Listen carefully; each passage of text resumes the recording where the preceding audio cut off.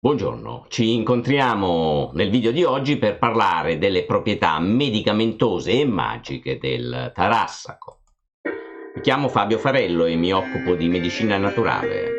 Aiuto i miei pazienti a mantenere o recuperare la loro salute attraverso sistemi di cura non invasivi. Il tarassaco appartiene alla famiglia delle composite. Questa pianta è molto comune nei nostri prati e facilmente riconoscibile. Dalla radice tostata del tarassaco si ricava il surrogato del caffè. Le sue foglie sono commestibili e parte della cucina. Esistono molte denominazioni per il tarassaco.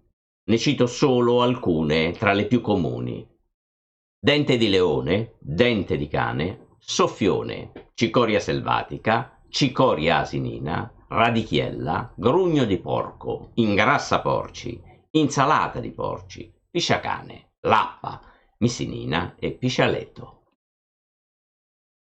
Per indagare l'azione del tarassaco ricorriamo ad alcuni strumenti. Andremo a vedere cosa avviene nelle leggende e nei miti che riguarda il tarassaco.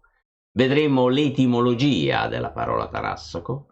Poi ricorreremo alle informazioni presenti nella farmacologia tradizionale cinese. Andremo a vedere cosa riferisce la farmacologia moderna riguardo a questo rimedio e infine anche l'omeopatia ha utilizzato e utilizza il tarassaco e ci fornirà ulteriori informazioni o conferme. Alla fine andremo a ricordare il tarassaco tramite alcune parole chiavi che, concludendo, riassumano tutte le azioni più rilevanti di questo straordinario rimedio. Iniziamo con miti e simboli, che sono il modo con il quale nel passato si trasmetteva la conoscenza e per questo sono ancora utili oggi. Prima dell'era di internet o della trasmissione scritta di informazioni, chi aveva sapienza racchiudeva le informazioni all'interno dei simboli per la gioia di chi successivamente li avrebbe interpretati. Dunque andare a indagare questo aspetto ci fornisce informazioni rilevanti sul tarassaco. Tarassaco è stato collegato nel passato alla prosperità. Si usava per questo aggiungerlo al bouquet della sposa, al fine che portasse ricchezza e fortuna alla coppia. Tuttavia, oltre questo, il tarassaco avrebbe dovuto comportare anche la fertilità della coppia. Nell'etimologia della parola tarassaco si osserva il greco taraché, che significa lo scompiglio, il turbamento, e akos, che significa rimedio. Tuttavia rimane ambiguo se il tarassaco sia un rimedio per contrastare il turbamento oppure addirittura per provocarlo. Questa ambivalenza del tarassaco la ritroveremo nel seguito in altre significazioni simboliche o leggende.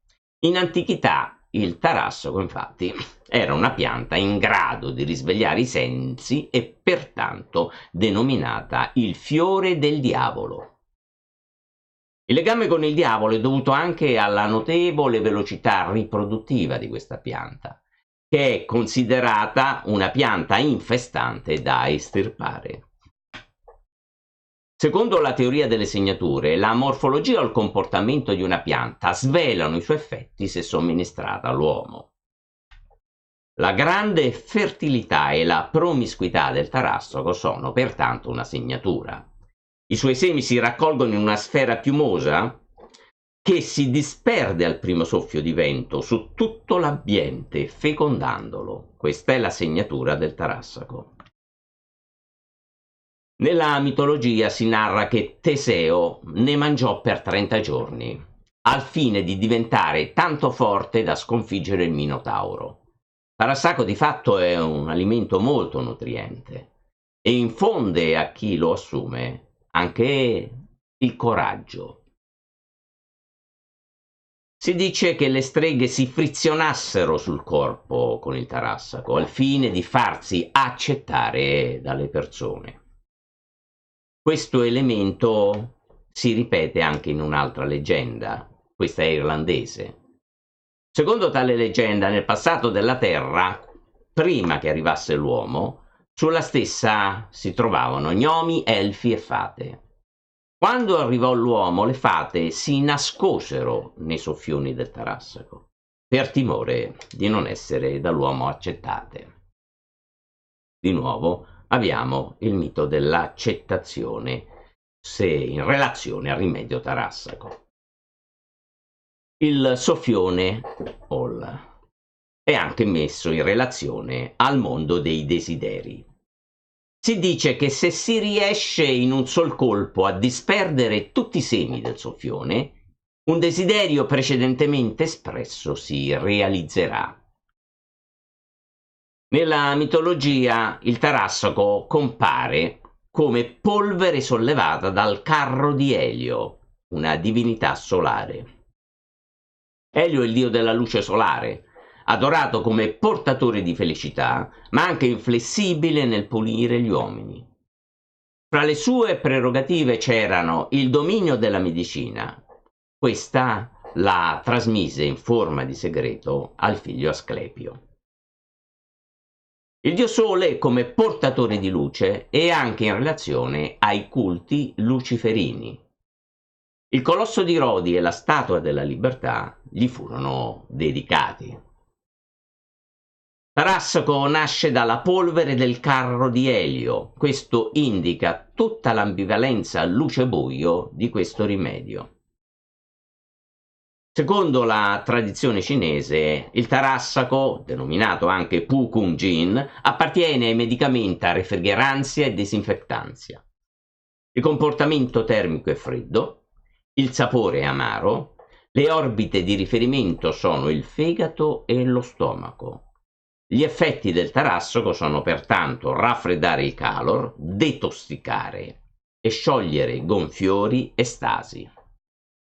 Le indicazioni cliniche per l'uso del Tarassaco, Pu Kung Jing, secondo la tradizione cinese sono dunque le seguenti: il calor, la detossicazione delle tossine connesse a calor o connesse a attività epatica e il calor humidus. Nella fitoterapia moderna un rimedio è studiato anche per le componenti chimiche che contiene.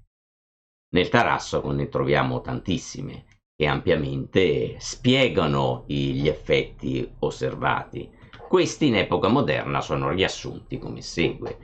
Al Tarassaco è attribuita una funzione colagoga. Il Tarassaco è anche un diuretico, è leggermente lassativo, è eupeptico, è coleretico, è un depurativo del fegato e delle reni, è un antireumatico, è ipoglicemizzante, è un tonico, è bechico, è uno stimolante dell'appetito, è stomachico ed è un preventivo della calcolosi urinaria. Tarassaco ha anche delle controindicazioni: le ostruzioni biliari, l'empiema della cistifelia, i calcoli biliari e l'ulcera pettica.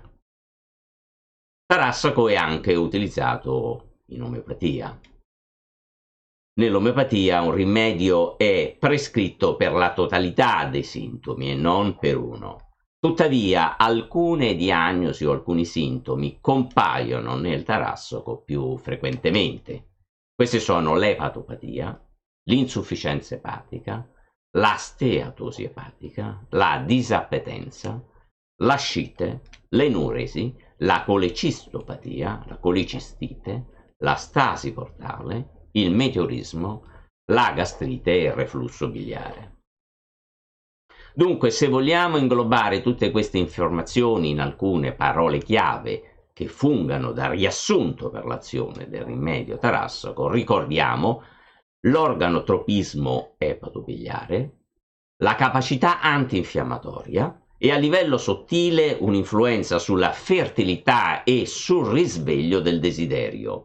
Inoltre, sempre a livello sottile, Tarassaco esprime un'ambivalenza tra luce e buio. Per un approfondimento delle caratteristiche del Tarassaco si invita alla lettura dell'articolo completo su www.agopunturablog.it. L'uso del tarassaco come medicinale è da riservare tuttavia a una corretta relazione medico-paziente. Il presente video è informativo e non vuole favorire l'autoprescrizione. Bene, siamo arrivati alla fine del video di oggi. Lasciate un like, iscrivetevi al canale, soprattutto biffate la campanella. Questo vi consentirà di essere avvertiti riguardo la pubblicazione di nuovi video. Spero di vedervi presto ancora. Arrivederci!